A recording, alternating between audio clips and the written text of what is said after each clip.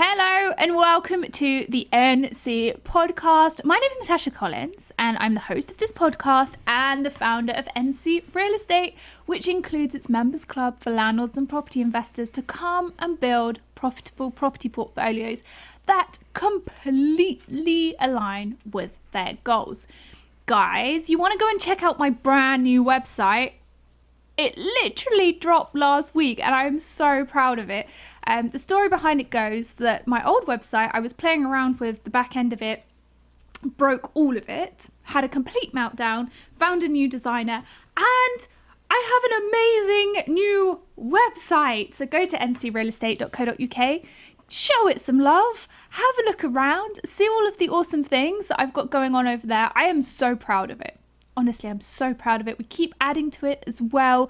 I'm at a stage in my business where we're doing things done not perfect, although it does look perfect, but we're always adding to it because NC Real Estate is an ever evolving brand and it is my business home. So come and have a look. It is absolutely stunning. I am proud of it. So go to ncrealestate.co.uk. Go see what I've got to offer. Today's podcast is a bit of an end of an era. We are coming to the end of 2 years in New York City and we are moving on for a time. Our lease on the flat that we rent, yes, we rent in New York because we didn't want to buy. We invested in other things with the money from the house or the flat that we sold in Putney, which is where we lived in London. We have decided that now we are at the end of our lease in New York. We're going to have a bit of time out and we're going to go traveling. But when we say traveling, we have hired ourselves a lovely lake house down in Charleston, South Carolina, which will give us a little bit of that end of year holiday type feel before we decide what we are going to do come January 2021. The decision to move from New York City has really come as kind of accumulation of loads of different things. Number one, we can't come back to the UK right now. As sad as that is, our visas prevent us from traveling, which has been an ongoing thing that we've had to come to terms with. And yes, we potentially could come home, although the lockdown is pretty severe on people coming in from the US. We could not come back to the US. Chris needs to be in the US for his job. So we need to preserve that. So we thought, okay, what's the middle ground? We will go and explore somewhere new that we wouldn't be able to go to otherwise because Chris does not have to be in an office until at least July 2021. So we have a little bit of time there and it's just timing that our lease has come to an end.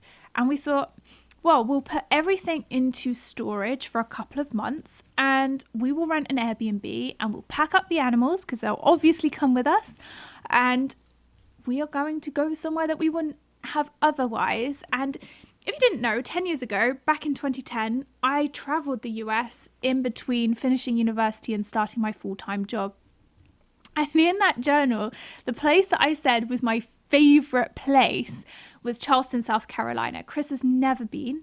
And I'm very excited to go back because I love the beach lifestyle. I like the outdoor lifestyle. And I think 3 months of that will just be so replenishing for the soul and just give us something else to focus on.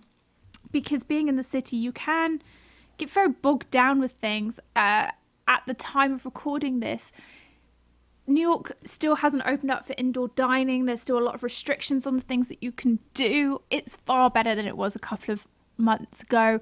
But all of our friends that we've made whilst we're here, or a lot of them are moving out of the city too. We were thinking, okay, well, do you know what is a really good time to explore?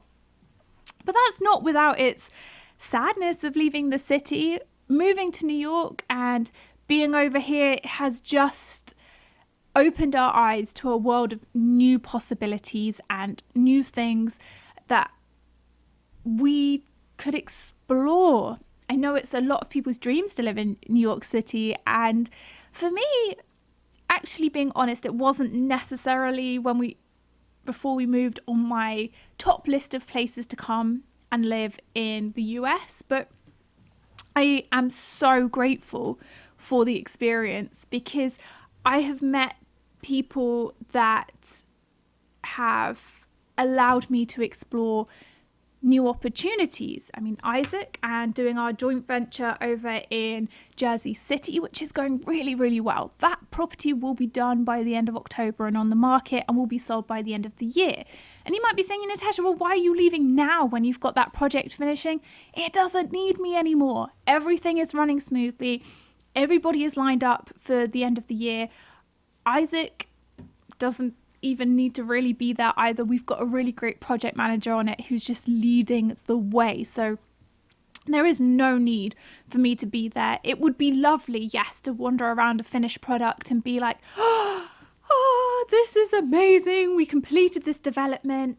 But on the grand scheme of things, I don't need to be there to see it. I will get photos. I will get video walkarounds. It will go on the market. It will be beautiful. And I am sure, based upon the size of the closets that we put in that place, people will take it. The master bedrooms in both of those condos are the things that I absolutely dream of. So when we buy our next house, I'm going to have massive closets. It's almost going to be rooms that I can hide in. That is the dream. I guess the other thing that I've learned being in New York is the opportunities to meet other entrepreneurs. And it's something that I didn't see as much in London. There was less of an enthusiasm around starting up a business and really making it grow. Whereas I found that in the US, it's far more of this, yes, jump into it, start your business, grow, be fearless, be brave.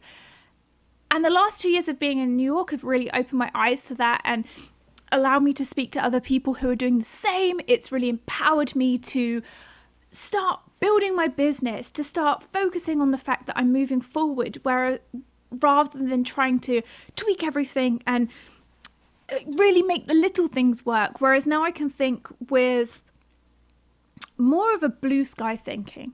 What is the place that I want to get to next? What do I want my business to look like? And hey, I can run my business from anywhere in the world. That was a huge hurdle to get over. My imposter syndrome when I first moved to the US and was like, how can I do this, Natasha? What does this business even look like when I'm not on the ground? And then starting to focus on my brand being NC Real Estate and the services that NC Real Estate offer, rather than the brand being Natasha Collins, because I want to help as many property investors and landlords as I can. I have the skill set to do that. I have the ability to do that. I know people who come and help. I've got the best coaches in the industry helping me out within the members club. And I've built that through stepping away and having to be completely hands-on and actually looking at my business as like, okay, what are the moving parts? How does this work? How do we fit this all together? Now, I'm still learning. I am absolutely still learning, and I do also overcommit to stuff. I take on far more than I can chew and then have to take a step back. You know that from a podcast I put out a couple of weeks ago where I was like, I got a bit burnt out during COVID. Here's what I'm doing about it. It's a complete learning curve. It really is. But seeing other people who've managed to get from that place to a place of absolute business growth is just inspiring. And it shows me what's possible for me and what I can do and what I am looking at going forward. That I don't necessarily think I would have had in the UK. And that's been phenomenal. I wonder if we'd stayed in the UK, whether I'd still be thinking really small-mindedly about my business rather than looking at the growth. And so that's very encouraging. The other thing is, New York is just an incredible city. It looks all glittery from the outside. When you get down and dirty with it, maybe it's not quite so glittery. But there's a community in the city of people who really care about what goes on. Really care about what goes on in the country, really passionate about getting things moving forward in the right way. And you see so much diversity. You experience so many different ways of living. And I love that. that is the beauty of living in a big city, and it's far more integrated than it is in London, because people are able to express themselves in far more exciting way. I think there's, you look at buildings and there's more of an ability to change that around and be transitional with it. You've got the big skyscrapers, you've got the smaller brownstones, and everything fits in together. And that is great when you're exploring new places. And that has also opened my imagination to, again, what's possible. And I'm grateful for that. I mean, there are always pros and cons of every city that you live in. And I have had the benefit of being able to compare New York and London. And that's great. I mean, New York is about 3 times the amount to live here than it is in London. It's a very expensive cost of living. But you come here, and if you work in the city, you earn that much more. And definitely Chris has experienced that. Whereas I build my business, I'm very much outside of other people's salary bands. So that's not comparable in any way, shape or form. But, people come here to really benefit off of that. And I see it. And that's been fantastic. And then we've just been through COVID, and the way that this city has responded to COVID and led the way in how you should act to try and stop the spread has also been very encouraging for just seeing how you can create progress. I mean, the progress has slowed down somewhat because I think this is where it's going to stay for a little bit longer, but it's been nice to be part of that. It's been nice to, I guess, talk to other people who've been in the same situation. We've been very fortunate with the building that we've lived in, that we've got some really close friends there as well who we've been able to share the experience with, because their friends and family have not been close by either. So, whereas a lot of people have been forming bubbles with their families, we obviously are not in the same country as our family, so our bubble looks slightly different. And that's actually been quite nice because, you get to drink wine with them and you get to share food with them. And it's that sort of community environment which brings people together. So the last 2 years have been really good. And I shared this on Instagram a couple of weeks ago, but one of the things that brought it home to me, how just wild it is that we're in New York. I went to Jersey to see New York Avenue and the development, and Isaac and I just grabbed a snack before I came home. And on the way home, I was being diverted along the 95. I was like, I don't know why I'm being diverted this way. I don't want to get on toll roads. I literally don't want any tolls until I hit the Holland Tunnel. I'll come through and I'll go out the other side. But no, Tesla was routing me over the George Washington Bridge at the top of Manhattan. I was thinking, oh no, I'm going to take hours to get home from here. But went across the bridge, got rerouted again because FDR Drive was out, rerouted down the 9A on the west side of Manhattan. And I thought, oh, I'm going to queue all the way down the west side of Manhattan. And the road was empty. And I could just drive the Tesla at 50, which is a high speed in central Manhattan, all the way down to the World Trade Center. And I had my Best of British playlist blaring, the windows closed, and I'm driving down the New York skyline. And I was like, this is mad. Absolutely mad. I never stopped to think about how I'd managed to blend both countries together. And at that point in time, I was like, oh, this is my reality right now. So there have been some incredible moments since being here, some absolutely incredible moments, but that was kind of the highlight. And then I got in the tunnel at the end, and the humidity went up and all my windows steamed up. I'm like, funny. I found it hilarious. Came out the other side and was like, all right, we did it. We came to New York. We've had a good time. We've enjoyed ourselves. So one thing I do want to cover before I leave New York, because this podcast will start being recorded remotely again, is that the biggest question that I get asked when people listen to the podcast is, why is it important? Do I make thousands of pounds from it? And how does it all happen? And the one person who's never come on the podcast properly since recording is Josh. Hello. So Josh produces and edits this podcast. Mm-hmm. And you're the owner of this studio. You're in charge. Yeah. It's kind of funny. Your 2-year journey in New York has been coincided pretty much with me opening the studio. You were one of my first 10 clients. Mm-hmm. So yeah. But it's been really cool watching your podcast grow like this entire time, and you'll definitely be missed. You definitely be missed, hoping that you'll come back to New York someday, but. And you're still going to produce my podcast, right? Yeah, absolutely. Please don't tell me you're firing me right now. No. So I think, should we go through this a little bit? Yeah, sure. The behind the scenes of it, because we've never done this. Yeah. Firstly, I have to be very honest with everybody. This podcast does not make thousands of pounds. Yeah, I think a lot of people come to that realization when they first start out, That's not the purpose of this podcast. It makes a little bit of money because there's ads running at the start. You'll have got an ad at the start, and you will have potentially sometimes get a mid-roll ad, but probably not on this podcast. But for a while I was running mid-roll ads. The ads make roughly 1 penny a listen.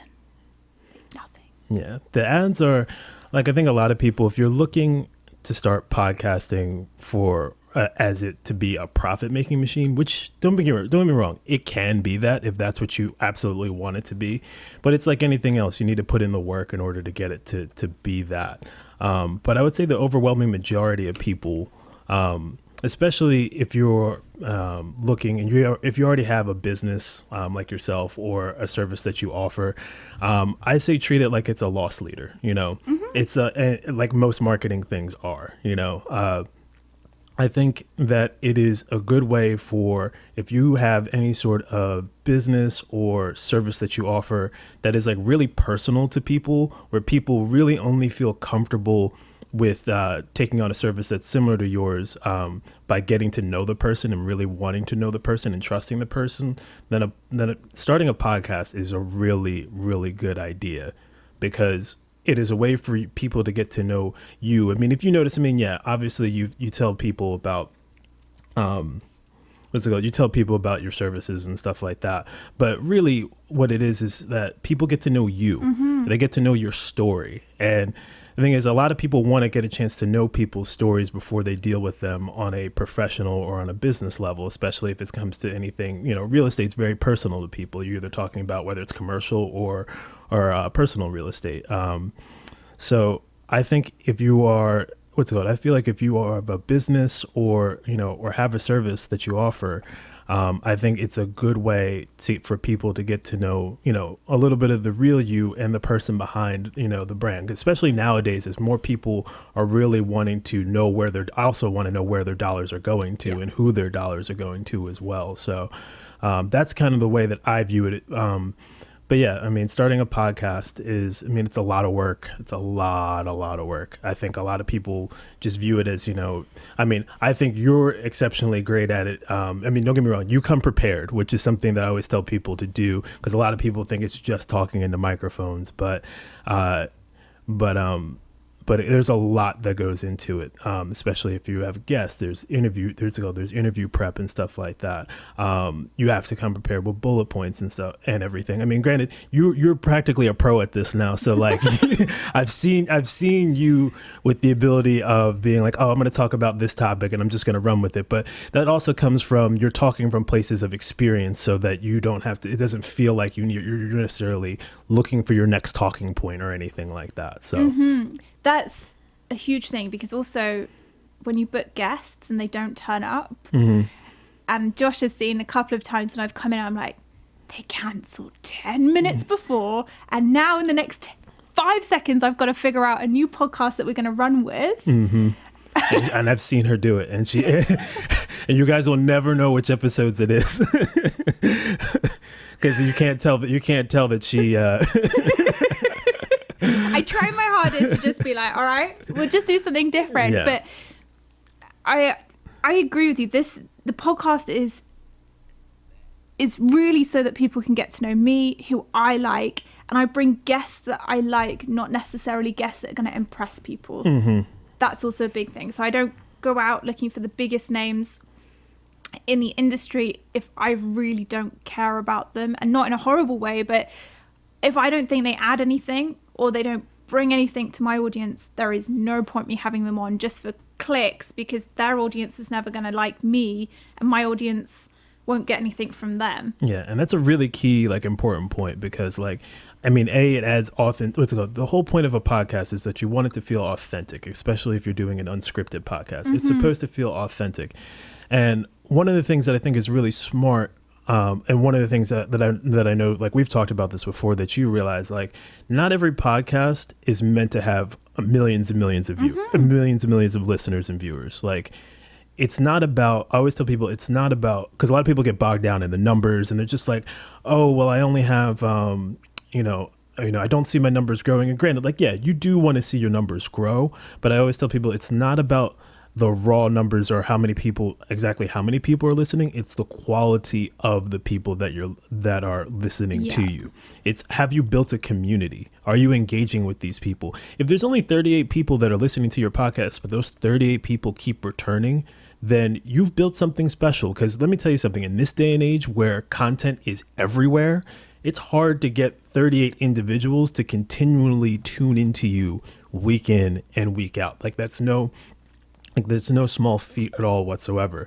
But the bigger thing about it is, if you even are looking at it from a business or marketing perspective, you could have you see this on Instagram all the time, or social media. You'll see people who have like millions of followers, but not one of those people is there to buy something from you, or not one of those people is like, ends up being, if you're equating what you're doing as part of your, starting a podcast, as part of sales, and stuff like that, if you're not, if none of the people that are listening to you would be a potential qualified person who might want to, potentially use your services later on down the road at some point, then what are you doing?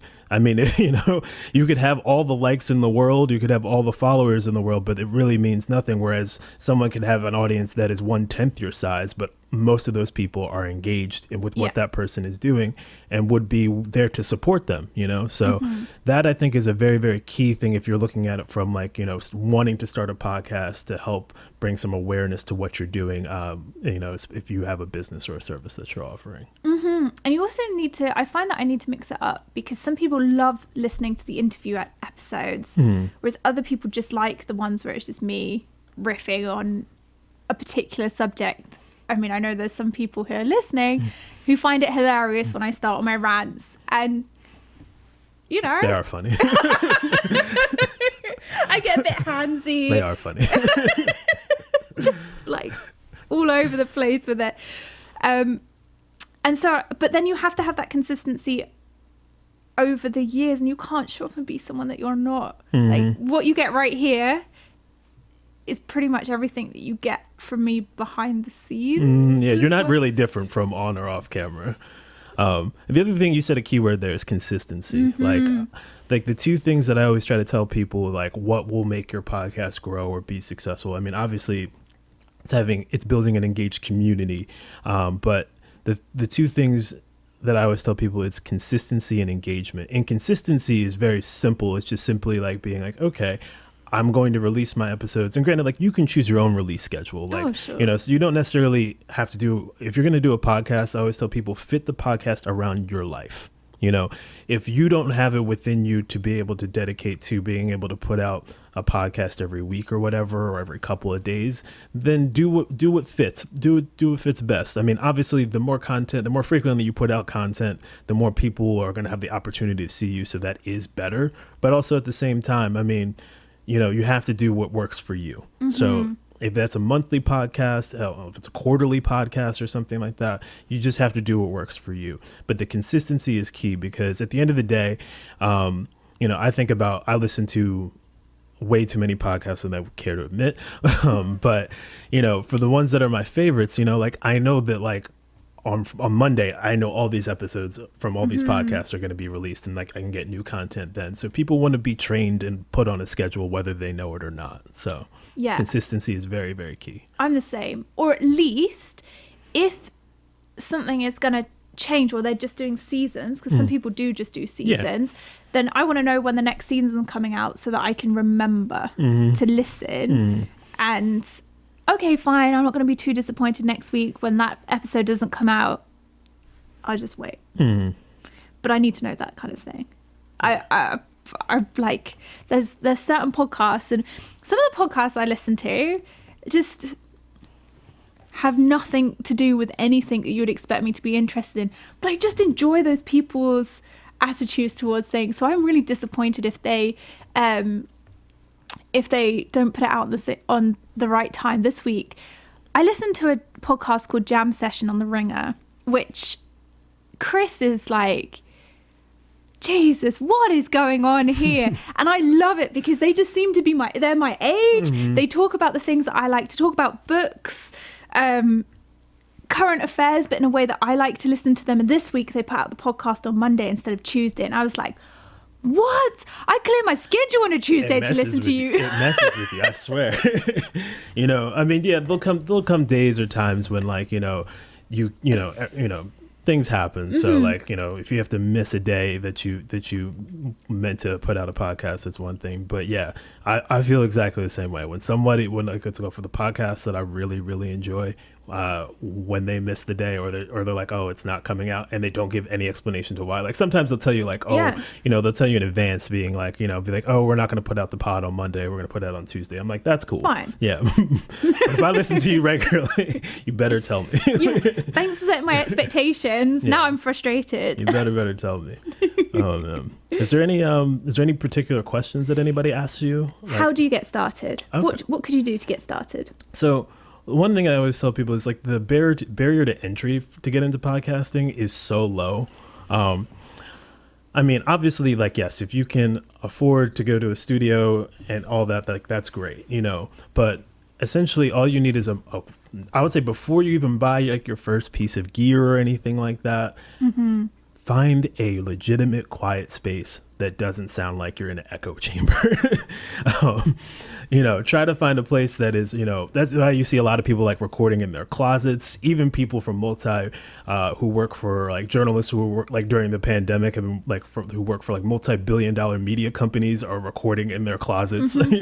Because the reason is it's a nice tight space where your voice doesn't echo all over the room or anything like that. That is probably the most important tip that I can give just from a recording aspect.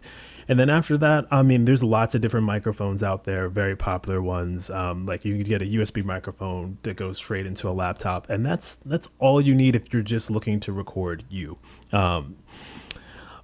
In terms of setting up your podcast, though, a lot of people don't even know like how a podcast actually works in terms of like the back end of things. True. Yeah. So like one of the people, like a lot of things, people like, well, how does your podcast get to on all these platforms and stuff like that? So how that works is you have a hosting service that you end up going through. There's a bunch of them out there.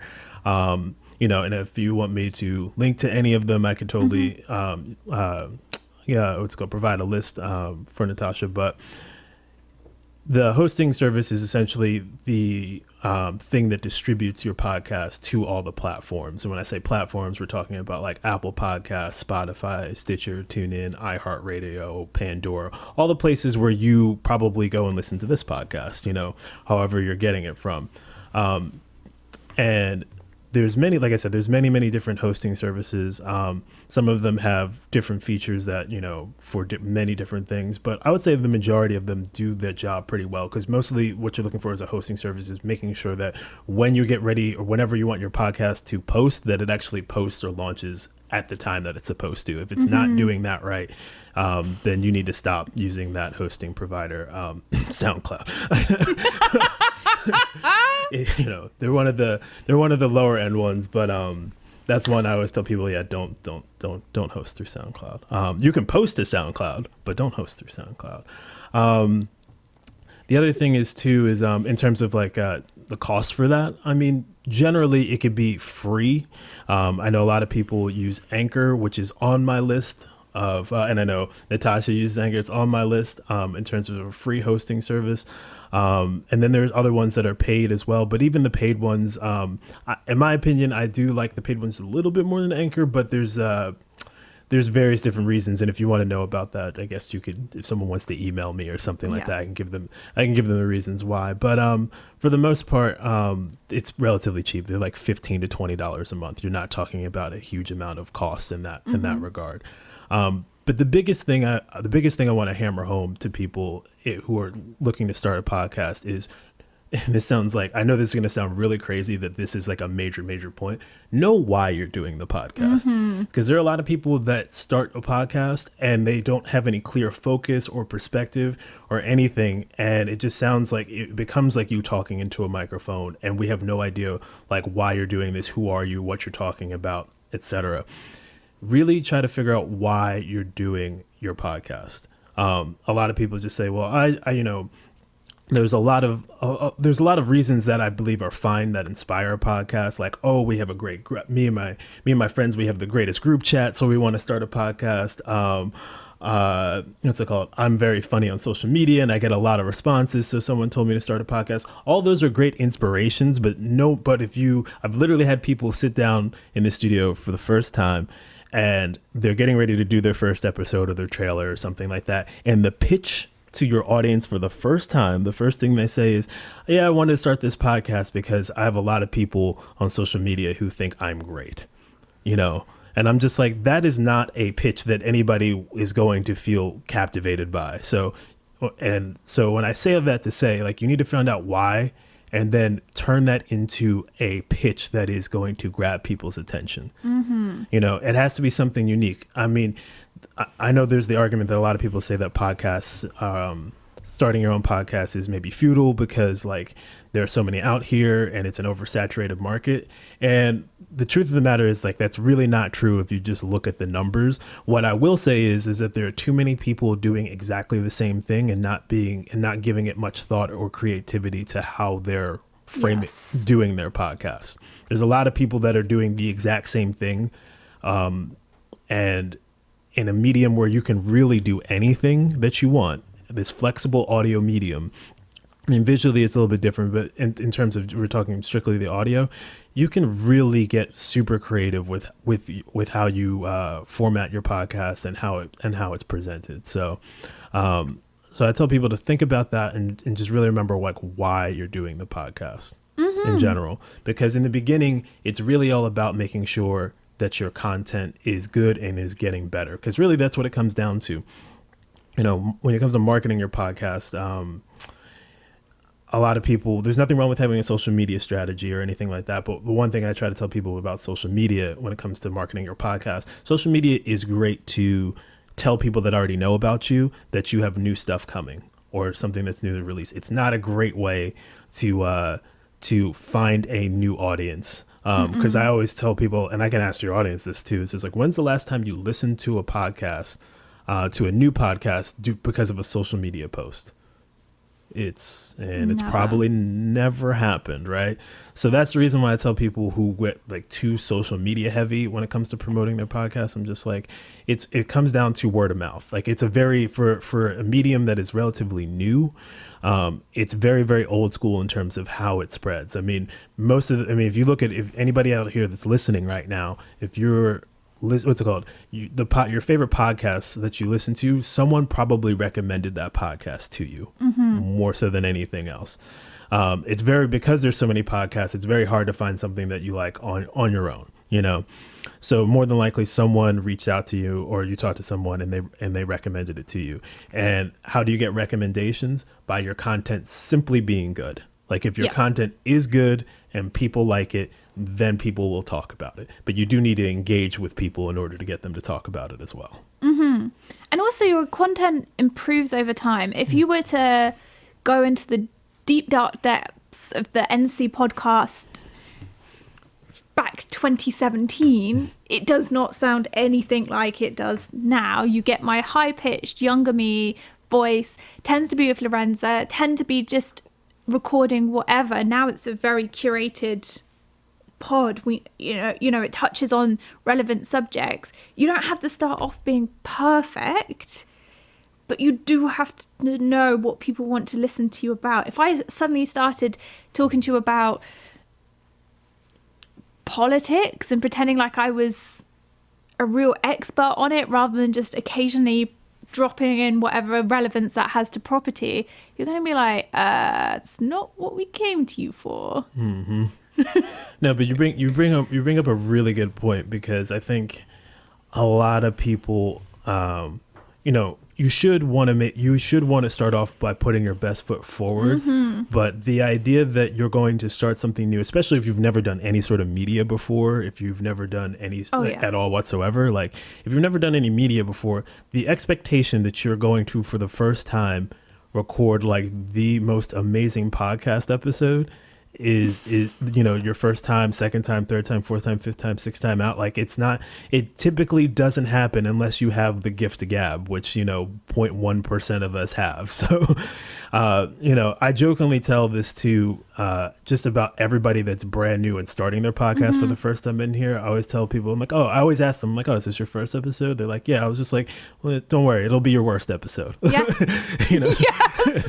I was just like, because I can see like a lot of people are very, very nervous when they're recording for the first time. I was like, don't worry, this will be the worst one, but like, don't worry, it'll get better from here. That is so good. I mean, I leave everything up. Go back and listen to the first episode. Don't judge me on the first episode though, but you can go back and you can see the difference between me now and us recording it here to me recording it wherever I don't even remember where I recorded the first podcast episode, but it will show you that difference as well. And it's okay to progress. Mm-hmm. We don't all start off being the best at everything. Yeah, and you should be able to see that difference too. That's a big thing. I mean, if you're still making the same mistakes or you're still doing things exactly the same way that you were years ago, and you're on episode 300 and it still feels like episode 1, you maybe you should stop doing it. Find your other medium. Yeah. Find another medium. It's fine. You don't have to keep going. Mm-hmm. But also, even with celebrities, when you listen to their podcast and they put out these new pods and you think, ooh, that wasn't what I was expecting. They still have it too, even though they would have more. Oh yeah. I mean, I've seen, there are plenty of celebrities that have had podcasts that just completely tank. Mm-hmm. And the reason is because, I mean, sometimes like, one of these podcasting networks will be like, being like, okay, this is a big name. We want them to have a show or whatever.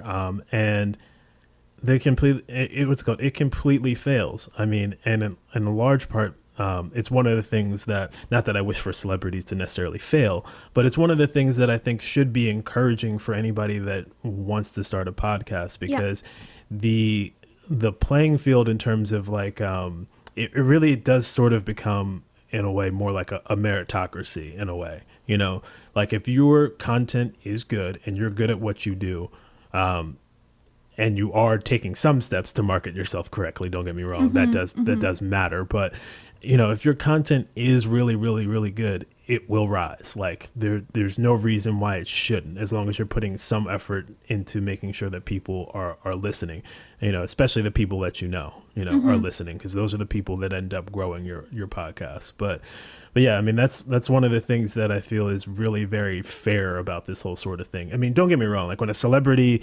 does have a podcast, they'll easily start off with like thousands and thousands and thousands of listeners. But the reason why they stop it is because, gradually if the content is not improving and it, you'll see their numbers drop off very, very quickly. Mm-hmm, mm-hmm. It's true. That is true. And there's some people who I cannot listen to their podcast. And it doesn't mean that I'm not a big fan. It just means just not the way in which I want to consume your content. Exactly. Not everybody's a speaker either, so. That's true. And they try and be too funny, or they try and essentially don't be someone you're not on a podcast. Is there anything else that people should know? I mean, we've covered the monetary side of things. We've covered... There's so much. I mean, I could talk about this for literally hours. There's so much to say. I'm trying to think of like, what would be I'll give people my number one piece of advice. I really will. I'll give people number one piece of advice. So if you're starting a podcast, and I always tell people like, this is like sort of, and this is a content tip that I give pretty much everybody that comes in here. If you're doing a podcast, the one thing you want to make sure that you're not doing, let me put it this way.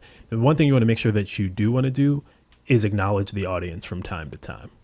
That is something, and you want to do it directly and indirectly. The reason why I really, really try to hammer this point home to people is because to me, like, this is like the secret Jedi mind trick of good content. Like, people, even though people are tuning into you, they secretly, whether they know it or not, in the back of our, I don't know, reptilian brains or whatever, we want to be acknowledged that we're listening. We want to be acknowledged that we're there. And by simply, even just repeating phrases like the people out there that are listening, just simply saying little phrases like that will make the content more enjoyable for people, because it brings them into the discussion. It brings them into whatever it is that you're doing. It doesn't become this like, one of the things that I think that you do so well is that you make it, what's it called, people, even when you're, having your rants, you still throughout the podcast acknowledge that people are listening to you. You know that they're there, and these are mostly indirect ways of acknowledging people. The other way of also doing it is the direct way of acknowledging people, and this way has what I call like an exponential effect as well. Because like. When you acknowledge the audience directly, in the sense where if you're just like, hey, if you guys want to know more about this, you can reach out to me. This is my email address. We'd love to hear more about you. We'd love to hear from you. So when someone eventually does respond to you, you can then use that as extra content on the show. That's time you get to fill that you that you don't have to come up with more content for. So you get that out of the way. 2, you're sending a call to action. So people, that's engagement, because going back to my consistency and engagement thing that I mentioned before. And then number 3, they end up becoming your best marketers in that situation. Because think of it this way: if you ever called into a radio show or something like that, got on or something, and you talk to the host, and after that, you're super excited, because you got a chance to be on the show, and then you tell everybody like, hey, what's it called? If you missed it or whatever, they're gonna replay me being on the show. That's free marketing. That is free marketing. That's the type of word of mouth marketing that ends up growing your podcast. So if there's anything, like one tip that I give out to everybody, I swear to God, that's the reason why I say it's the number one tip, because it does so many things for a podcast. I swear to God, if you do that one thing, like, I won't say that you can't fail, but you should be doing, it should do you right. Like, that will definitely work. So make sure that you acknowledge the audience, because at the end of the day, like, a podcast is it's not really about you. It's about the listeners. You're doing this to reach people. Yep. And what's it called? If you're just sitting around and having a conversation amongst yourself or amongst your friends, and you're never inviting the audience into what you're doing, then they're going to feel isolated, and then you're never going to see the growth that you want. That is awesome advice. Awesome advice. And also, for all of you, I know that this may come as a shock, and if you've ever tried hitting reply on my podcast mail outs and actually emailed me, those of you that are shocked when I email back and say, hey, it is me. I had someone today who emailed me and said he did a reply on the email, and he's like, I know I'm just going to get a mailing system. And I wrote back, I see you, with the googly eyes. And he was like, oh my God. We do see it. And I do acknowledge you. And I find it hilarious when people email me back as if I'm not sat there reading it. When you do email NC Real Estate, my team and I see everything. It doesn't just go in some spam junk box. we see you. So do get in contact with us because we love it as well. It does make... That certainly made me chuckle today. And it was just because I was in a funny mood. And I thought this will freak him out because he thinks that I'm not there. If you actually have real replies, it goes a long way. Oh, Josh, this has been awesome. Yeah. Thank you for making my podcast awesome as well. No, thank you. It's really been a pleasure these 2 years. It really, really has. And long may this partnership continue, no matter where in the world. Yeah, we are. I mean, it's not. I mean, the partnership's not over, but like, you know, I know. After 2 weeks, I'll get an episode in my inbox that I have to take care of. Yes, and we will continue it. But that being said, guys, because I'm moving, and this is going to be the first time in 3 years that I have done this, I'm going to take 2 weeks off the podcast. That's it for the next 2 weeks. I'm having a break because I just physically cannot fit into my schedule, packing up, moving house, and podcasting at the same time, because we are probably going to be a week without internet. Maybe not that long, but you know, I'm going to just forecast for it. I'm going to take it a little bit easier than what I have done before, and I'll be back in 2 weeks' time. I actually do have some amazing guests lined up for the middle to end of October as well, so you guys are just going to be spoiled for content. But in the meantime, I need to make sure my family gets moved and that we are all packed up and we are ready to explore pastures new. So for the next 2 weeks, go back and listen to all the amazing content that I have put out. I have had some fabulous guests on this podcast. Go back the last 2 years especially, there has been some incredible content. Have a listen. Enjoy it. Please also rate, review this podcast. It helps other people find it. And yeah, if you email natasha@ncrealestate.co.uk, it's actually me. So let me know how you find the podcast. I'd love to hear from you. Thank you, Josh. It's been a pleasure. Thank you, everybody, for listening today. I cannot wait to catch up with you again in 2 weeks' time.